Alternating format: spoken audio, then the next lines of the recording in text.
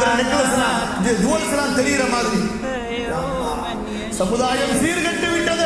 அன்பிற்குரியவர்களே, இந்த TV serial கலாச்சாரம் அந்நிய முஸ்லிம் பெண்களோட பழகி பழகி நம்முடைய முஸ்லிம் பெண்கள் வெட்கத்தை இழந்து விட்டார்கள்.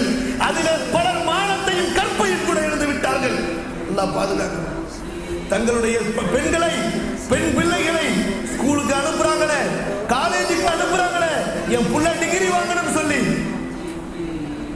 என் புள்ள பெரிய படிப்பு படிக்கணும்னு அனுப்புறாங்களே. படிக்க போறா, படிப்பை வாங்கிட்டு வர்றா, ஆனா கற்பை ஒரு அந்நிய ஆணிடத்தில் இழந்து விட்டு வருகிறாள். இன்னைக்கு காபிர்கள் அவங்களுக்குள்ளார பேசுறாங்க, மாநாடு போடுறாங்க, கூட்டம் போடுறாங்க. தங்களுடைய வாலிப பிள்ளைகளுக்கு அவங்க சொல்லி அனுப்புறாங்க, நீ ஒரு காலேஜுக்குள்ளார போறியா, அங்கே ஒரு முஸ்லிம் பெண் இருக்கிறாளா, அவளுடைய கற்பை சூறையாடாமல் நீ வராத என்று சொல்லி பார்க்கிறோம். சர்வ சாதாரணமாக காபிர் ஆண்களுடன் நம்முடைய முஸ்லிம் பெண்கள் கூடி குளவாடுவதை, அவர்கள் அவர்களுடைய வாகனத்திலே சுற்றுவதை, பஸ் ஸ்டாண்டில், ஷாப்பிங் சென்டர்ல பார்க்கிறோமா இல்லையா?